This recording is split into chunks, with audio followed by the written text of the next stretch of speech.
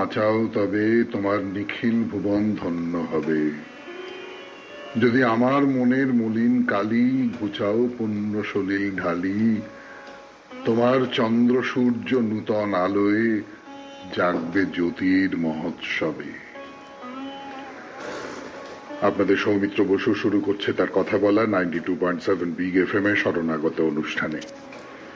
বিশুদ্ধ সিদ্ধান্ত মতে আজকে সোমবার 26শে ভাদ্র 1429, ইংরেজির 12ই সেপ্টেম্বর 2022। তিথি ভাদ্র কৃষ্ণপক্ষ দ্বিতীয়া, নক্ষত্র উত্তর ভাদ্রপদ। সূর্যোদয়ের সময় ভোর 5:25 হয়ে 53 সূর্য অস্ত যাবার সময় সন্ধে 5:40 হয়ে 23। আজকে জন্মে মীন রাশি, বিপ্রবর্ণ, নরগণ। প্রাতকালে 6:59 গতে দেবগণ। আমাদের হোয়াটসঅ্যাপে চিঠি পাঠাবার নাম্বার 9831922927। চিঠির গোড়ায় অতি অবশ্যই SG লিখতে হবে।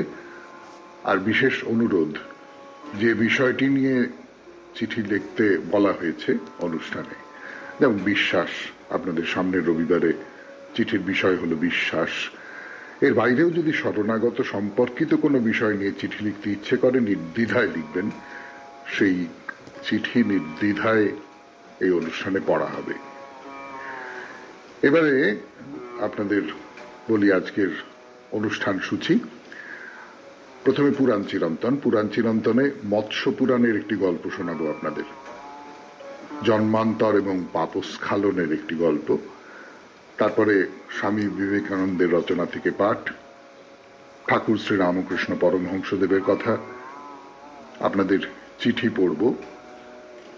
সেই চিঠিটি, আজকের যে চিঠিটি, সেটি লিখেছেন সুমিত্রা দাস, সল্টলেক সিটি থেকে। তারপর বাইরে দূরে 92.7 বিগ এফএম এ শরণাগত অনুষ্ঠানে এখন পুরাণ চিরন্তন, কিন্তু তার আগে গান। আমি আছি আপনাদের সঙ্গে 7টা পর্যন্ত। আপনাদের সৌমিত্র বসু।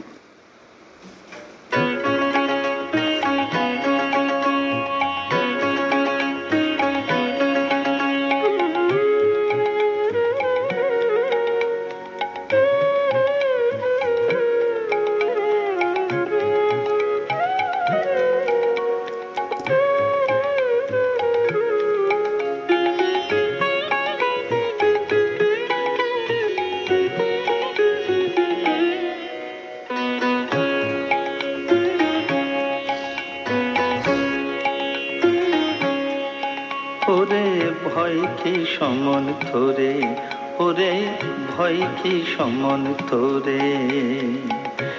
এ লোকে সেই শ্মশান বাসে, এ লোকে সেই শ্মশান বাসে, যার হৃদেতে বিরাজ করে ভয় কি সমন তোরে, ওরে ভয় কি সমন তোরে।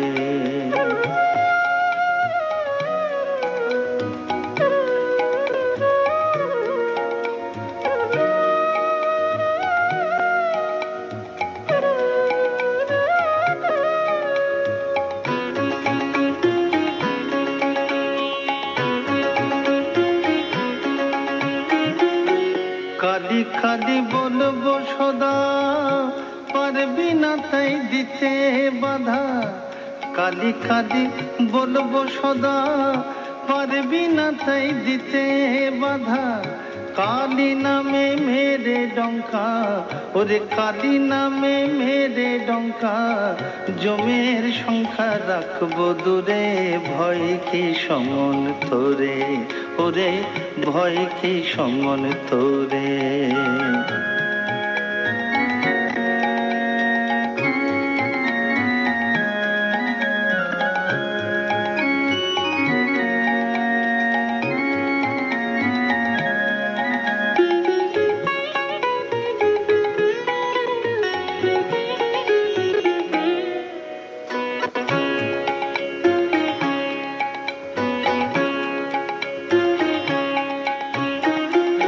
জমের তলব আসবে যখন, কালি সই চিঠি দেখাবো তখন।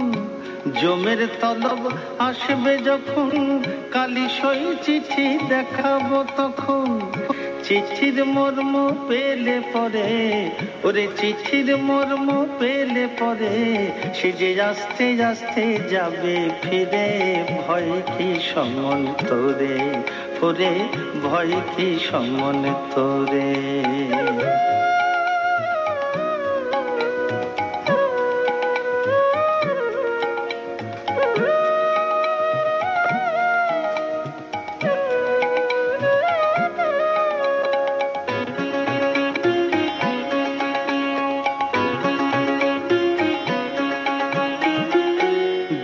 নবীন কালী পুত্র মা খোঁজো না শত্রু দ্বিজ নবীন কালী পুত্র মা খোঁজো না শত্রু ওরে মাঝের কোলে থাকবো বসে আমি মাঝের কোলে থাকবো বসে লজে যেতে কে বা পারে ভয় কি সমন তোরে ওরে ভয় কি সমন তোরে এলোকে শ্মশান বসে এলোকে শ্মশান বসে যার হৃদয়তে বিরাজ করে ভয় কি সমন তোরে ওরে ভয় কি সমন তোরে ওরে ভয় কি সমন তোরে ওরে ভয় কি সমন তোরে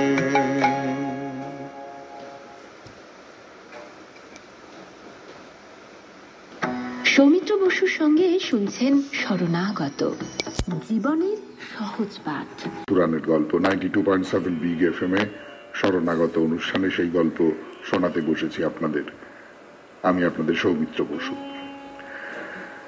এক আশ্রমে বাস করতেন এক মুনি, তার নাম কৌশিক।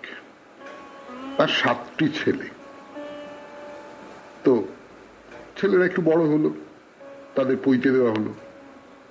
লেখাপড়া শেখাবার জন্য ছেলেদের কৌশিক রেখে এলেন গর্গমুনির আশ্রমে। গর্গমুনি খুব পণ্ডিত মানুষ ছিলেন। অনেকেই তার আশ্রমে ব্রহ্মচর্য পালন করতে যেত। ছাত্রদের খুব স্নেহ করতেন, যত্ন করে শিক্ষা দিতেন। 7 ভাই লেখাপড়ায় খুব মনোযোগী। গর্গমুনির আশ্রমে ছিল অনেকগুলো গাই গরু আর বাছুর। তো তখনকার দিনে গুরুগৃহে ছাত্ররা থাকতো, তাদের একটা কাজ ছিল এই গাই বাছুর মাঠে নিয়ে যাওয়া, মাঠে চড়ানো, এইসব করা। এর মধ্যে কৌশিক সেই ব্রাহ্মণ মারা গেলেন। ছেলেরা তখন গর্গমুনির আশ্রমে। এর কিছুদিন পরেই দারুণ অনাবৃষ্টি দেখা দিল। সূর্য একবারে পৃথিবীকে জ্বালিয়ে দিচ্ছে। মাঠে মাঠে ফাটল ধরে গেছে, নদী নালা শুকিয়ে গেছে, সমস্ত ফসল অকালে নষ্ট হয়ে গেছে। চারিদিকে দুর্ভিক্ষ, খাদ্যাভাব। তো 7 ভাই তো গাই চড়ানোর কাজে রয়েছে। তারা গরু নিয়ে মাঠে যায়, সময় মতো ফিরিয়ে আনে। তো সেদিন গরু চড়াতে চড়াতে 7 ভাইয়ের খিদে একেবারে অসহ্য হয়ে উঠল। কদিন ধরেই না খেয়ে আছে। তো 7 ভাই যুক্তি করলো, যা হয় হবে, আজকে একটু গরু মেরে তার মাংস খেয়ে নেব। তো সত্যি সত্যি তারা গর্গমুনির যে কপিলা গাই তাকে মেরে ফেলল। মেরে ফেলে মৃত আত্মাকে তুষ্ট করবার জন্য শ্রাদ্ধে মাংস দেওয়া হতো। 7 ভাই তাদের যে মৃত বাবা তার শ্রাদ্ধের আয়োজন করল। কপিলার মাংস বাবাকে, মানে বাবার আত্মাকে উৎসর্গ করে তারপর সেই মাংস তারা নিজেরা খেয়ে নিল। তো তাদের খিদের জ্বালা মিটল তখনকার মতো। বাকি গরুদের নিয়ে সন্ধ্যেবেলা তারা ফিরে এলো। আশ্রমে তাদের রেখে 7 ভাই গেল গর্গমুনির কাছে। মুনিকে বলল যে, গুরুদেব, কপিলাকে তো বাঘে টেনে নিয়ে গেছে, অনেক চেষ্টা সত্ত্বেও আমরা তাকে আটকাতে পারলাম না, আমাদের আপনি ক্ষমা করবেন। গর্গমুনি একটু চুপ করে, চোখ বন্ধ করে দিব্য দৃষ্টিতে দেখলে সব জানতে পারতেন। কাজেই তিনি জানলেন, তো কিছু বললেন না। এর বহুদিন কেটে গেল। 7 ভাইয়ের আশ্রমবাসের দিন শেষ হলো। কিন্তু হঠাৎ 7 ভাই একে একে মারা গেল। কেন মারা গেল? না, গোহত্যা মহাপাপ। কিন্তু এই 7 ভাই তাদের যে ব্রহ্মচর্য জীবন সেটা খুব নিয়ম নিষ্ঠার সঙ্গে কাটিয়েছিল। তারা খুব পিতৃভক্ত ছিল। তাই এক্ষেত্রে শাস্তিটা তাদের কম হলো। তারা মারা গেল। মারা যাওয়ার পর 7 ভাই জন্মালো এক ব্যাধের ঘরে। ব্যাধের ঘরে জন্মালো বটে, কিন্তু জাতিস্বর, অর্থাৎ তারা কিন্তু পূর্বজন্মের কথা মনে করতে পারে।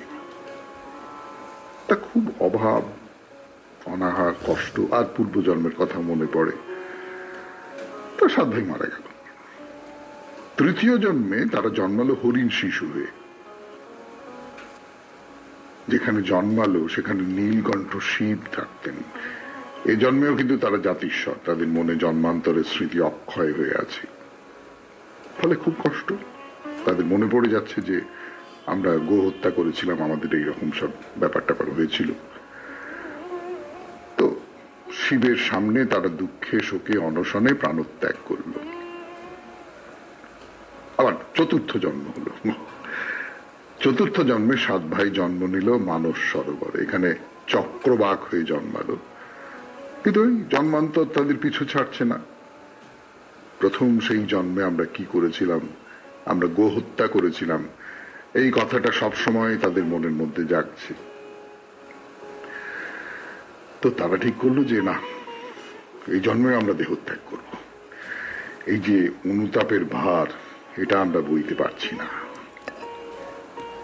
তো এদের মধ্যে যে প্রথম 4 ভাই, তারা বললো ঠিক আছে দেহত্যাগ করব, কিন্তু পরের যে 3 ভাই, 3টে ছোট ভাই, তারা দেহত্যাগ করার ব্যাপারে তাদের ভেতর একটা দ্বিধা তৈরি হলো। এই সময় মানস সরোবরে বেড়াতে এলেন পাঞ্চাল রাজ। সঙ্গে তার রানী আছেন, মন্ত্রীরা আছেন। তা বেশ আমোদ প্রমোদ, বিলাস ব্যাসন, জাঁক জমক এই সমস্ত করছে। তো সেইটা দেখে এই 7 ভাইয়ের মধ্যে সবচেয়ে ছোট ভাই ভাবলো, যাহা আমি যদি এরকম রাজা হতে পারতাম, আমার সমস্ত কষ্ট ঘুচে যেত। তো যাই হোক, 7 ভাই তো মারা গেল। এরপরের জন্মে প্রথম 4 ভাই জন্ম নিল দরিদ্র এক ব্রাহ্মণের ঘরে। ব্রাহ্মণের নাম সুদরিদ্র। সংসারে তার অভাব ছিল, কোন রকমে দিন কাটত। তা সুদরিদ্র ভাবতেন যে এবারে বোধহয় সুদিন আসবে, আমার 4টে ছেলে হয়েছে, নিশ্চয়ই সংসারের সব অভাব মিটিয়ে দেবে। 4 ভাইয়ের কিন্তু সংসার নিয়ে কোনো মাথা ব্যথা নেই, তারা নির্জন জায়গায় বসে তপস্যা করে। এই হলো এই প্রথম বড় 4 ভাইয়ের কথা। আর ছোট ভাই যে, তার নাম পিতৃবর্তী, সে ওই পাঞ্চাল রাজ, সেই পাঞ্চাল রাজের ঘরে জন্মালো রাজার ছেলে হয়ে। আর বাকি যে 2 ভাই ছোটদের দিক থেকে, তাদের একজনের নাম কবি আর একজনের নাম বাগদুষ্ট, তারা মন্ত্রীর ছেলে হয়ে জন্মালো। তাই রাজপুত্রের নাম হলো ব্রহ্মদত্ত, মন্ত্রীপুত্রদের নাম হলো পুণ্ডরিক আর সুবালক। শুনছেন মৎস্য পুরাণের কথা 92.7 বিগ FM এ শরণাগত অনুষ্ঠানে। বাকি গল্প বলবার জন্য আপনাদের সৌমিত্র বসু ফিরে আসছে। পুরাণ চিরন্তনে বলছি মৎস্য পুরাণের একটি গল্প। তো আপনাদের যেটা বলেছি যে ওই যে পিতৃবর্তী ছোট ছেলে যে কৌশিকের, সে এবার রাজার ঘরে জন্ম নিয়েছে। তো তার নাম হয়েছে ব্রহ্মদত্ত। ব্রহ্মদত্তর বিয়ে হয়ে গেছে। ব্রহ্মদত্ত একদিন রানীকে নিয়ে বেড়াতে বেরিয়েছে, আর নির্জন জায়গায় বসেছে একটু জিরিয়ে নেবে বলে। এমন সময় ঠিক পায়ের কাছে একটা পিঁপড়ে আর পিঁপড়ে নিয়ে এলো, তাদের মধ্যে কথা হচ্ছে। ব্রহ্মদত্ত তাদের কথা কান পেতে শুনলেন, বুঝলেন পিঁপড়েনির কোনো কারণে পিঁপড়ের উপর অভিমান হয়েছে। তো পিঁপড়ে অনেক খোসামত টোসামত করে তার অভিমান ভাঙাচ্ছে। তো তাদের কথা শুনে ব্রহ্মদত্ত খুব হাসছেন। রানী জিজ্ঞেস করলেন, হঠাৎ ওরকম করে হাসছো কেন? ব্রহ্মদত্ত বললেন, পিঁপড়ের কথা শুনে হাসছি। পিঁপড়ের কথা শুনে হাসছো মানে? এটা কি বিশ্বাস করার কথা? তুমি নিশ্চয়ই আমাকে দেখে হাসছো। তো রানীর খুব অভিমান হলো, রানী সেখান থেকে উঠে গেল। রাজা এরকম ভাবে অপদস্থ করছে আমাকে। তো রানী বিষ্ণুর কাছে গেলেন। বিষ্ণু বললেন, দাঁড়াও দাঁড়াও, কয়েকজন ব্রাহ্মণ আসছে, তারাই তোমার সমস্যা মিটিয়ে দেবে। এদিকে ওই যে সুদরিদ্র, যাদের ঘরে বড় 4 ছেলে জন্মেছিল, তারা তো কোনোদিন মানে সেই সুদরিদ্র যে ছেলেরা তারা তো সংসারের দিকে মন দিচ্ছে না। তা সুদরিদ্র ভাবে যে আমার সবটাই বৃথা গেল, সংসারটা সমস্তটাই এর কিনারা হয়ে গেল। তাই সুদরিদ্র 4 ছেলে 4 ভাই তপস্যায় সিদ্ধি লাভ করেছে। তো বাবার দুঃখের কারণ বুঝতে পারলো। তারা বলল, আপনি অত ভাবছেন কেন? আমরা যা বলি আপনি তা করুন, আপনার কোনো অভাব থাকবে না। কি করবো বলো? আপনি পাঞ্চাল রাজ্যে যান, সেখানে রাজার কাছে গিয়ে বলবেন, যারা কুরু জঙ্গলে ব্রাহ্মণ, দাসপুরে দাস, কালঞ্জয় মৃগ, মানস সরোবরে চক্রবাক ছিল, তারা আজকে তপস্যায় সিদ্ধি লাভ করেছে।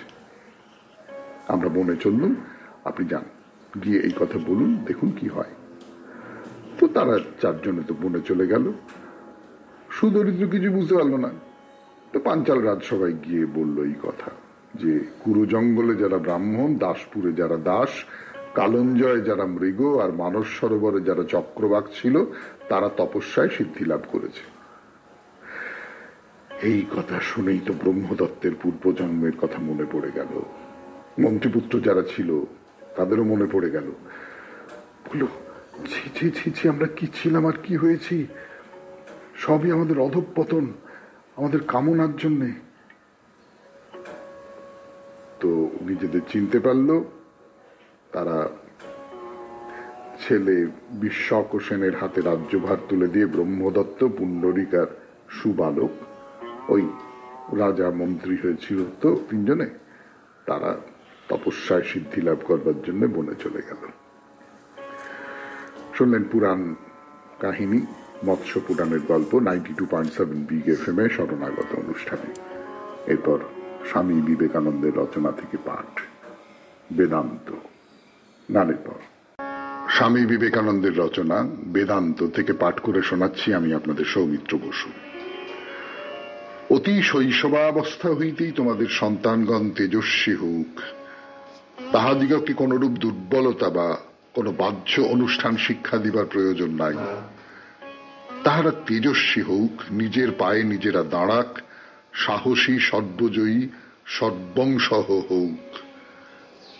সর্বপ্রথমে তাহারা আত্মার মহিমা সম্বন্ধে জানুক। এই শিক্ষা বেদান্তে, কেবল বেদান্তেই পাইবে। অন্যান্য ধর্মের মতো ভক্তি, উপাসনা প্রভৃতি সম্বন্ধে অনেক উপদেশ বেদান্তে আছে, যথেষ্ট পরিমাণেই আছে। কিন্তু আমি যে আত্মতত্ত্বের কথা বলিতেছি, তাহাই জীবনপ্রদ এবং অতি অপূর্ব। কেবল বেদান্তেই সেই মহান তত্ত্ব নিহিত, যাহা সমগ্র জগতের ভাব ও রাশিকে আমূল পরিবর্তিত করিয়া ফেলিবে এবং বিজ্ঞানের সহিত ধর্মের সামঞ্জস্য বিধান করিবে। আমি তোমাদের নিকট আমাদের ধর্মের প্রধান তত্ত্বগুলি বলিলাম, ওইগুলি কিভাবে কার্যে পরিণত করিতে হইবে এখন সে সম্বন্ধে কয়েকটি কথা বলিব। পূর্বেই বলিয়াছি, ভারতে যে সকল কারণ বিদ্যমান, তাহাতে এখানে অনেক সম্প্রদায় থাকিবারই কথা। কার্যতেও দেখিতেছি এখানে অনেক সম্প্রদায়। আরো একটি আশ্চর্য ব্যাপার এখানে দেখা যাইতেছে, যে এক সম্প্রদায় অপর সম্প্রদায়ের সহিত বিরোধ করে না। শৈব একথা বলে না যে বৈষ্ণব মাত্রই অধঃপাতে যাইবে, অথবা বৈষ্ণব শৈবকে ওই কথা বলে না। শৈব বলে, আমি আমার পথে চলিতেছি, তুমি তোমার পথে চলো, পরিণামে আমরা একই স্থানে পৌঁছিব। ভারতের সকল সম্প্রদায়ই এই কথা স্বীকার করিয়া থাকে।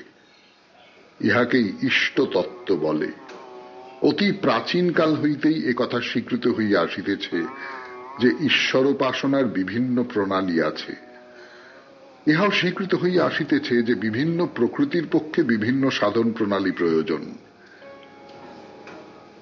তুমি যে প্রণালীতে ঈশ্বর লাভ করিবে, সেই প্রণালী আমার পথ নাও হইতে পারে, হয়তো তাহাতে আমার ক্ষতি হইতে পারে। সকলকেই এক পথে যাইতে হইবে এ কথার কোনো অর্থ নাই, ইহাতে বরং ক্ষতি হইয়া থাকে।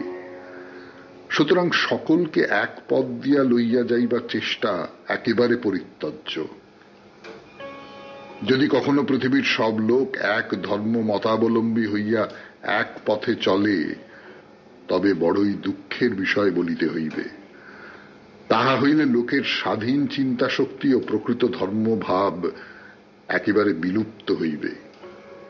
বৈচিত্র্যই আমাদের জীবনযাত্রার মূল মন্ত্র।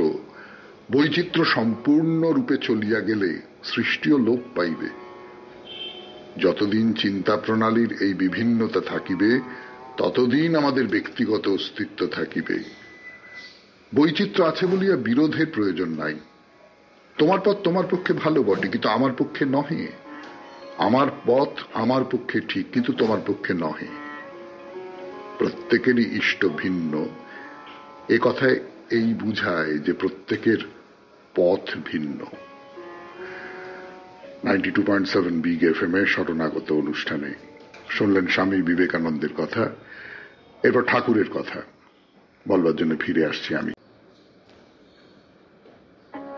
ঠাকুরের কথা 92.7 বিগ এফএম এর শরণাগত অনুষ্ঠানে সেই কথা বলবার জন্য বসেছি আপনাদের সামনে, আপনাদের সৌমিত্র বসু। মণিমল্লিকের নাচ জামাই এসেছে। সে খুব ক্যাটম্যাট লোক আর কি, খুব জাঁক করে বলছে যে ইংরেজের বইয়ে লিখেছে ঈশ্বর তেমন সর্বজ্ঞ নয়। আর সর্বজ্ঞ যদি হবেন তবে লোকেরা তো দুঃখ কেন? কোনো কার্যকারণ নেই তবু দুঃখ, কোনো ব্যাখ্যা করবার নেই তবু দুঃখ। তা একদিন যখন মরবেই তখন তাকে তিলে তিলে কষ্ট দিয়ে মারা হচ্ছে কেন?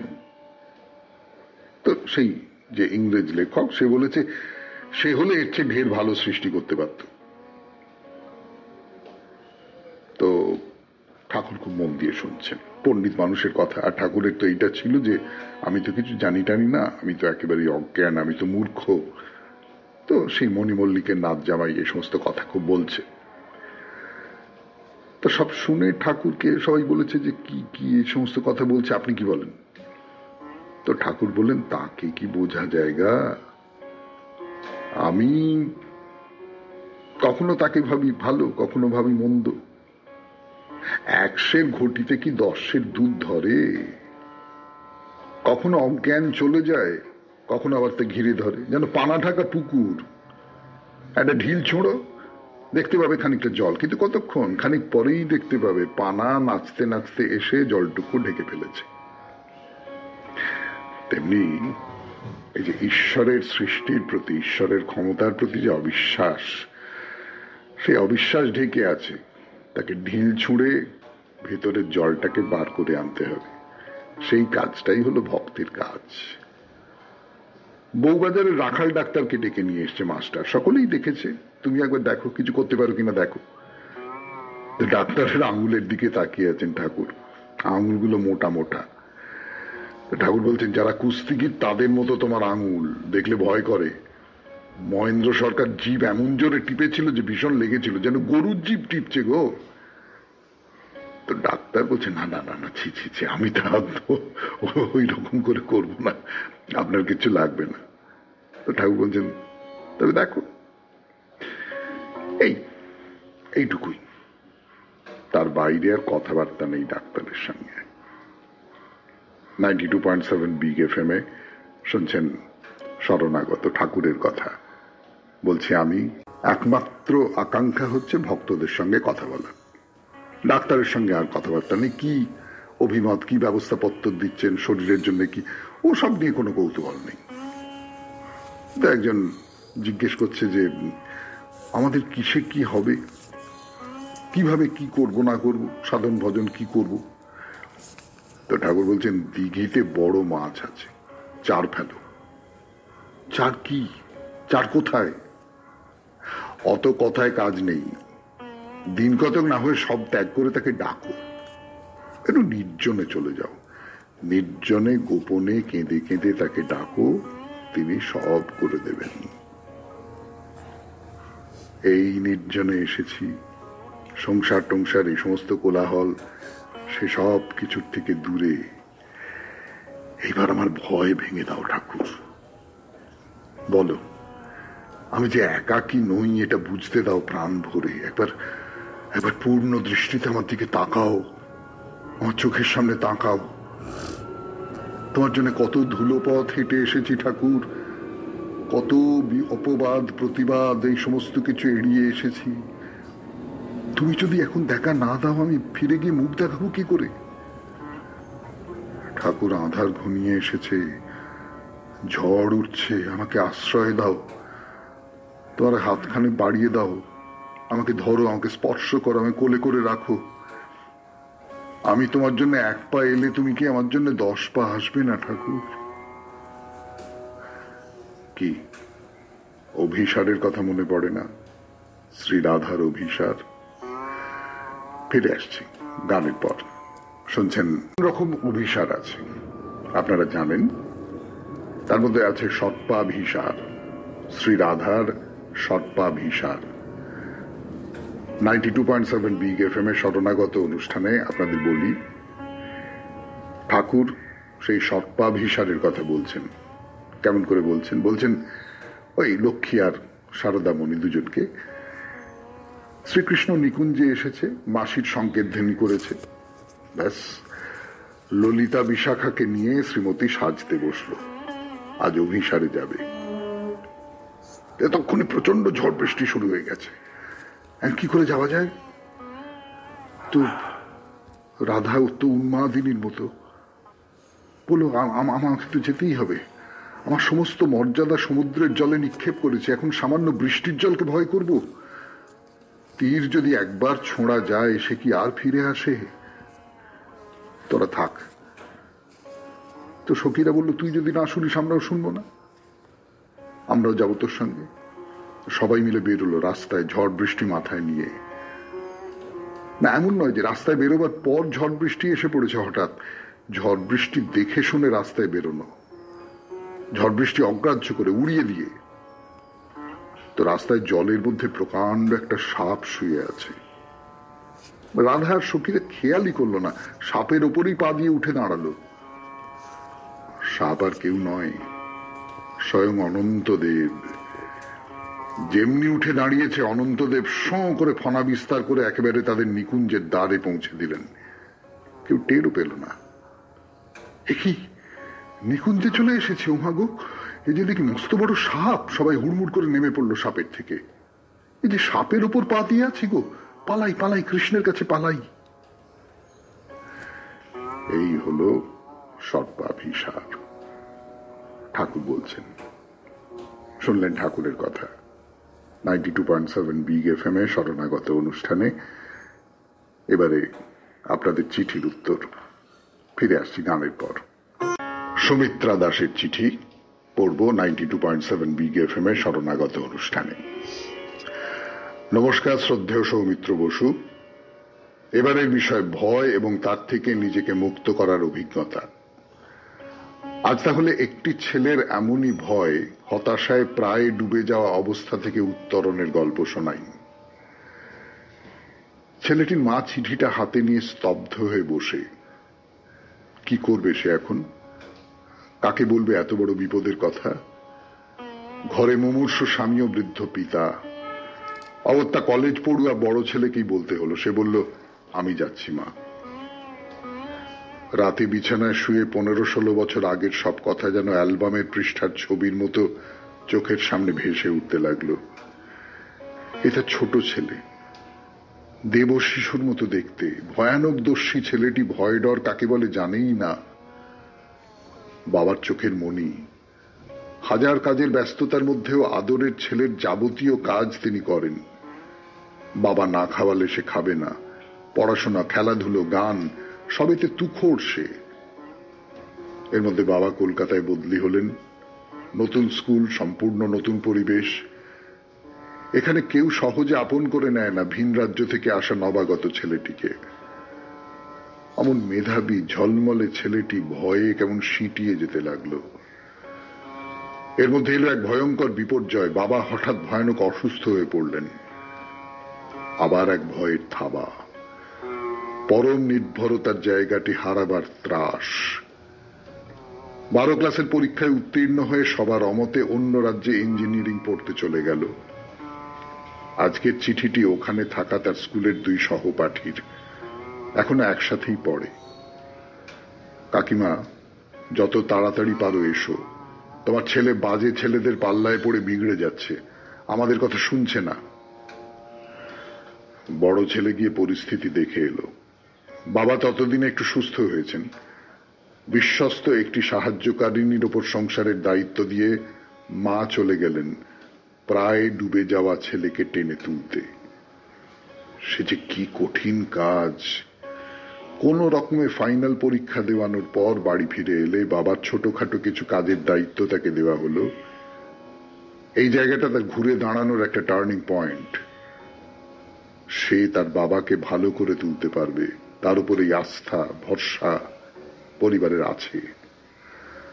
ভাগ্যক্রমে একটি ভালো চাকরি পেয়ে গেল। ধীরে ধীরে মনোবল ফিরতে লাগলো। সেদিনের ভয়ে দিশাহারা ছেলেটি আজ একটি মাল্টি ন্যাশনাল কোম্পানির অত্যন্ত উচ্চ পদে আসীন স্থিতধী এক যুবক, যার বিচার বুদ্ধি, সঠিক সিদ্ধান্ত নেবার তাৎক্ষণিক মনোবল, দায়িত্ব জ্ঞান আপামর অফিস কর্মী ও কর্তৃপক্ষের সবার আলোচ্য বিষয়। বাবা মা দাদার আনন্দে বুক ভরে যায়, চোখের কোণে আনন্দ ধারা। ভয় হতে অভয় মাঝে নূতন জীবনে উত্তরণ হয়েছে যে তাদের আদরের ছেলেটির। শুভেচ্ছা ও ভালোবাসা অফুরান। Sumitra Das, Salt Lake City. খুব সুন্দর চিঠি, খুব সুন্দর চিঠি। এরকম কত ছেলে কত মেয়ে অন্য জায়গায় পড়তে গিয়ে কুসঙ্গে পড়ে হারিয়ে যায় এবং তাদের ফিরিয়ে আনবার জন্য চেষ্টা করা হয়। কেউ কেউ ফিরে আসে, অনেকে হয়তো ফিরে আসেও না। এই কাহিনীটি শুনিয়ে আমাদের মন খুব আনন্দময়, প্রসন্ন করে তুললেন সুমিত্রাদি। এরপর বাইরে দূরে 92.7 বিগ এফএম এ শরণাগত অনুষ্ঠানে 92.7 বিগ এফএম এ শরণাগত অনুষ্ঠানে বাইরে দূরে মায়াপুরে আছি আমরা এখন, পুষ্প সমাধি মন্দিরে। আগের দিন বলছিলাম পরপর দুটি মন্দির আছে এখানে। তার প্রথমটা গোল। সেই গোল মন্দিরের ভেতরে একটা গোল হল ঘর, বিরাট বড়, একেবারে প্রায় আকাশ পর্যন্ত যেন উঠে গেছে তার ছাদ। উপরের দিকে তাকালে ঘাড় উঁচু করে দেখতে হয়। নিচে একদিকে প্রভুপাদের মূর্তি, তিনি বসে আছেন এক সোনালী সিংহাসনে, বড় সিংহাসন। তার মূর্তিটিও স্বর্ণবর্ণের। প্রভুপাদ বসে আছেন ধ্যানের ভঙ্গিতে। আর যেটা বিশেষ করে চোখে পড়ে, তার হাতে রয়েছে একটা ছোট্ট ডুবকির মতো, আর অন্য হাতে বাজানোর লাঠি। আর কোন মন্দিরে বিগ্রহের হাতে এমন কোন বাদ্যযন্ত্র দেখেছেন কি, বিশেষ করে চামড়ার? আমার মনে হয় এর একটা মানে আছে। প্রভুপাদকে এখানে বন্দনা করা হচ্ছে, মূর্তি গড়িয়ে পুজো করা হচ্ছে, কিন্তু তার আসল কাজ যে ঈশ্বরকে ডাকার, গানের মধ্যে দিয়ে, বাজনার মধ্যে দিয়ে, সে কথা ভুলে যাওয়া হয়নি। ফিরে আসছি গানের পর। শুনছেন শরণাগত 92.7 বিগ এফএম এ। আমি আপনাদের সৌমিত্র বসু। সত্যের কথা বলি আপনাদের। ওই যে বলছিলাম অনেক উঁচুতে মন্দিরের ছাদ, সেই ছাদের ঠিক মাঝখানে একটা বড় গোল আয়না লাগানো আছে। তার মানে নিচে যা কিছু হচ্ছে এই মন্দিরের মধ্যে, তার একটা প্রতিফলন পড়ছে ওই ছাদের উপরে।